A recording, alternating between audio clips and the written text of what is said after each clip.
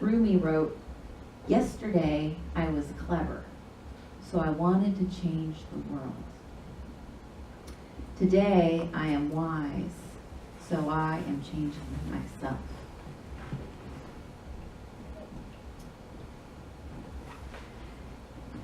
So we are, once a month, we're talking about the power of the month. The power of this month is wisdom, symbolized by yellow. Can you figure that out? See, a match. And so that idea of the wisdom of changing myself, I was like, ooh, that totally hits all my buttons. So I was excited about that quote. But Charles Fillmore wrote in the 12 Powers about this particular power. In the body, conclusions are reached through experience. In intellect, reason is the assumed arbiter of every question. In spirit, intuition and inspiration bring the quick and sure answer to all the problems of life. So he's saying that we have ways wisdom comes through in different ways. We have experience, reason, and intuition, all which give us information, right? In Divine Audacity, Linda Martello Whipsit said, "Wisdom is applied knowledge." It's like that great joke. Knowledge is knowing that tomato is a fruit. Wisdom is knowing that you don't want to put the tomato in a fruit salad. Right?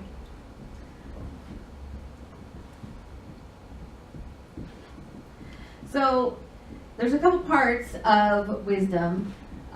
So judgment was actually the original term used in the book, The 12 Powers by Charles Fillmore. But over time, judgment has come to mean judgy, right? But at the time, it wasn't used that way, and we don't need to use it that way either, because judgment, if you think about scales or balance, right? We need to judge, weigh the options.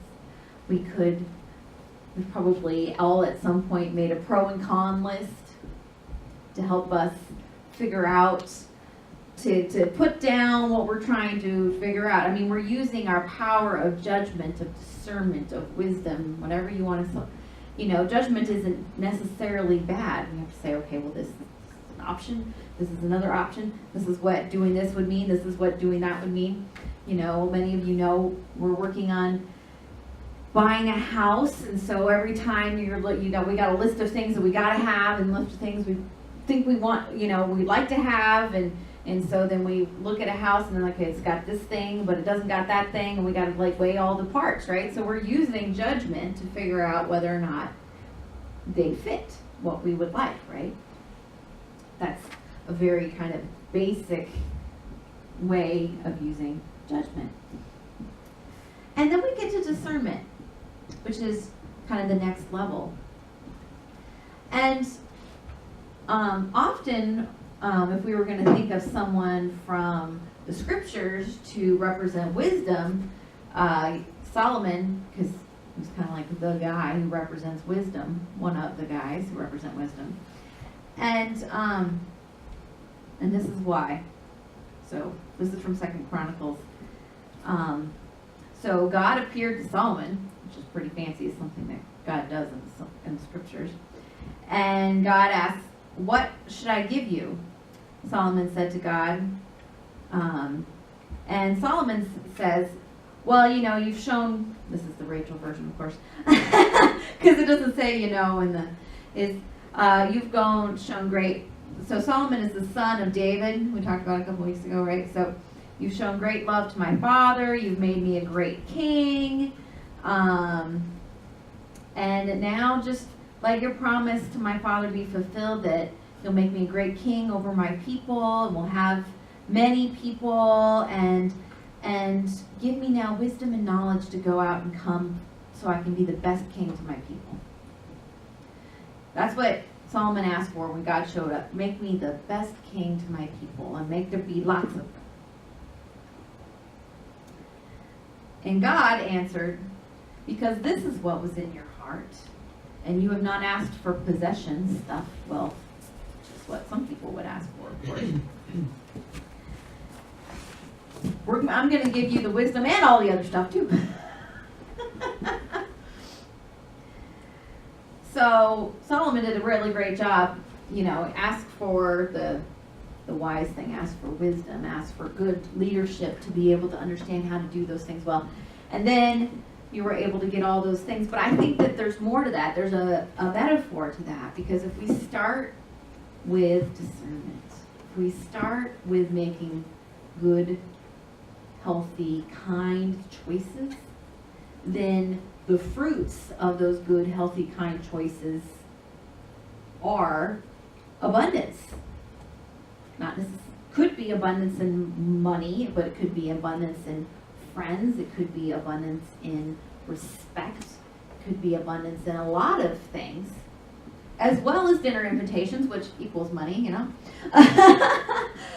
So when we use that, go back to wisdom first, wisdom, kindness, wanting to care for each other, we come from a good place. Instead of saying, oh, I want the stuff. I want the stuff, the hard stuff. And as I'm standing here, it makes me think of, so this afternoon is the memorial service for Jim Macy, who was the president and CEO of Special Olympics Alaska for a long time, 20, 30, I don't know, a long time. And he is someone who I didn't realize until he passed away, like how famous he was here in Alaska, and how well known and well beloved he was. And he was someone who always put the athletes and his people first. And as people talk about him, they say, he always wanted to know how he could better serve, how they could do more for. And so when I think about this story about wanting to be in service, putting that first, I think of him because he put those things first, and then all the other things came afterwards.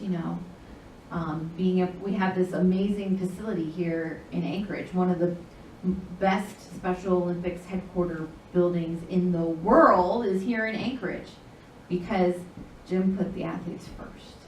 That's wisdom.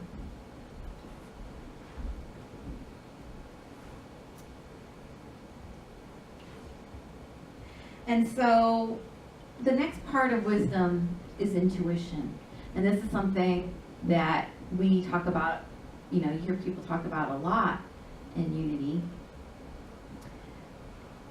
And intuition, we have the knowledge of all that is in us, right? So when we go in meditation, that's our opportunity to kind of maybe tune out, or at least start to tune out the static of the world.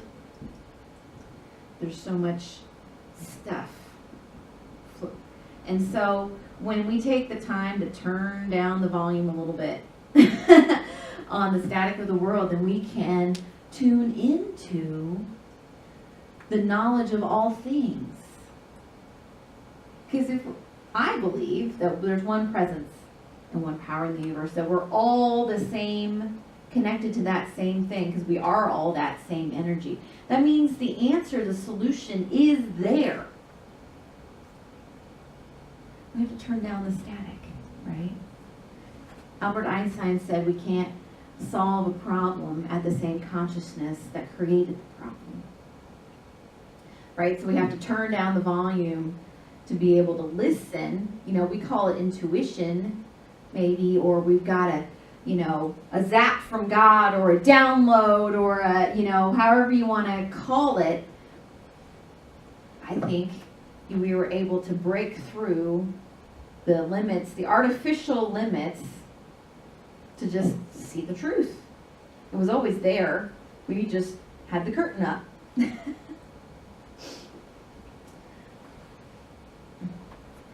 And so,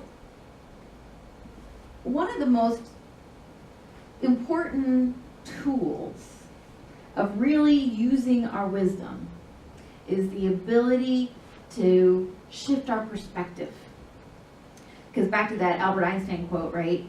If this is the way it is, we're not going to be able, and we always see the wall. That's all there is. But if we're able to shift our perspective, if we go over here, I can see that the wall doesn't keep going. There's a door over here on this side, but you don't know that if you're not able to shift your perspective. And so, back to Special O, at the opening ceremonies on Friday, the new president and CEO, Nicole, said, you all are champions.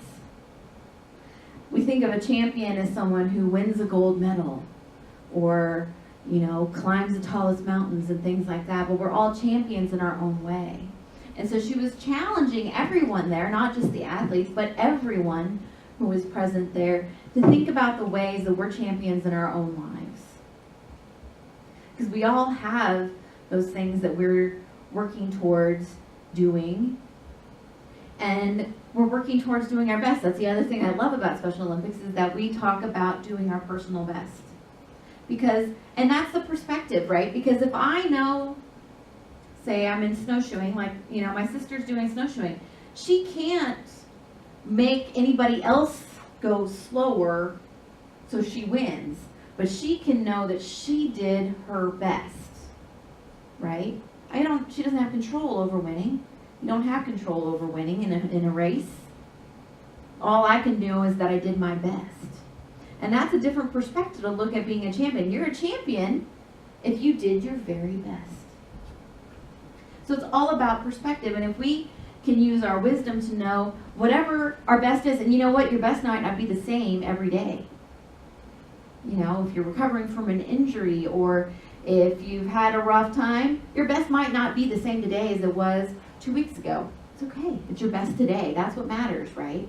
And so that's a different perspective, and that's using a wisdom that's not just on the front.